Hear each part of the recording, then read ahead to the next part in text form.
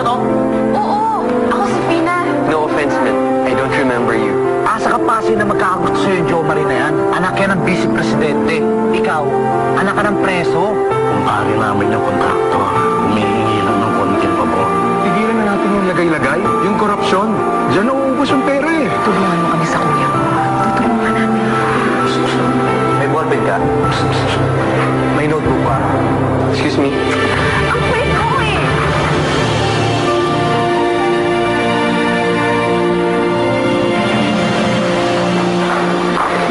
Jo Marie.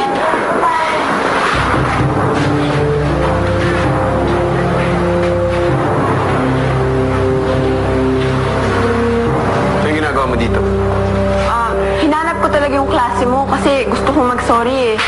Ito, peace offering. Masarap yan. Tignan mo. Hindi ako kumakain yan. Ito naman eh. Magsasorry na nga ako. Ano ba gusto mong gawin ko para mapatawad mo ko? Sabihin mo lang. Okay, fine. Patatawarin kita. Pero may kondisyon ako. Huwag mo akong kakausapin. Huwag mo akong lalapitan. No hi, no hello, no ifs, no buts. Understand?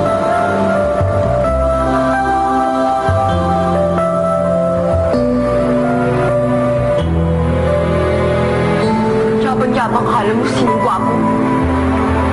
Hindi ikaw may-ari ng Earth. Yabang. Ang bango-bango niya, ate. Tapos, kiniliti niya yung tenga ko. Tapos, dinikit niya yung pisngi niya sa pisngi ko. Eh bakit ka kinikilig dyan? Di ba sinabi na nga sa'yo, ayaw ka makita. Ano nakakakilig doon? Ano ba, nangungas ka na ba? Eh ate, first time ko kasing nakakita ng lalaki na hindi na-intimidate sa akin. Alam mo yung parang, ang tapang-tapang ba? Yung ipagtatanggol ka, te. Alam mo yung ganun, tapos yung tindig niya, brusko, grabe talaga. Ang bata. Sus! Nadaan lang sa damit at sa bodyguard eh. Subukan mo akong bigyan nun. Mas gwapo pa ako dun. Ikaw, bigyan ka ng suntok, ha? Eh, ikaw naman pinagsimula ng lahat ng yun eh. Ikaw talaga. Ina, huwag ka ganyan. Mahirap lang tayo. Imposible maglapat ang langit sa lupa. Opo, alam ko naman po yun.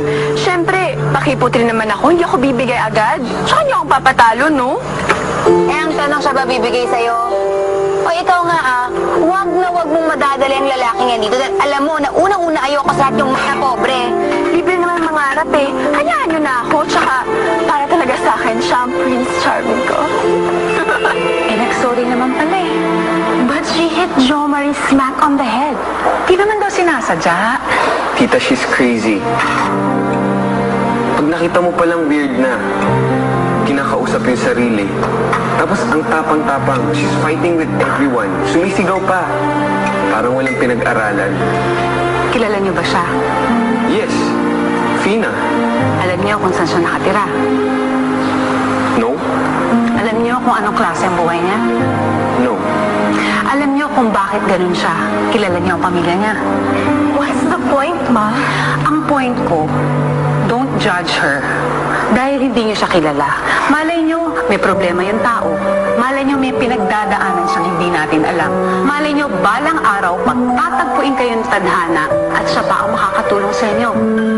Alam niyo, hindi lahat na nakikita niyo sa tao, yun siya.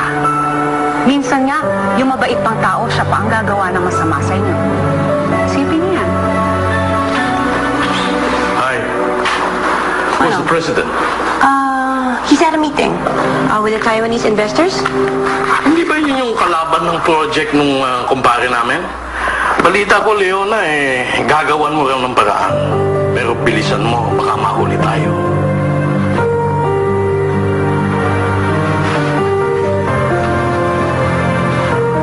Ano po ito, Manang Sol? Advance gift.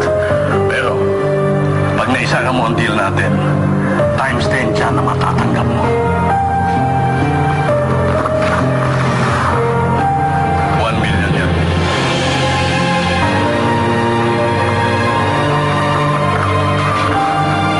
Hindi lang ako nakakita ng ganito karaming pera.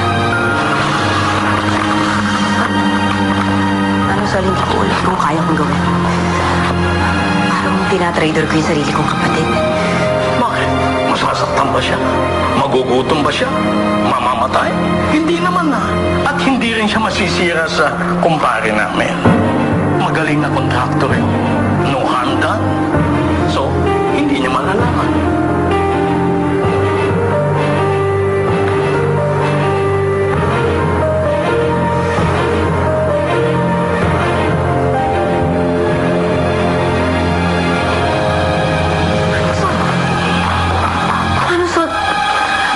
Protocols, hindi ko kayo pwedeng umupo dyan. Kahit sino hindi pwede. Ang presidente lang po. Sinusubukan ko na. Dahil alam kong dadating ang araw na ako na ang upo dito. At kung okay tayo, kasama kita. Leona, hindi habang buhay ay nandito ka. Pagkatapos ng termino ng kapatid mo, tapos na rin ang maliligayang araw ninyo.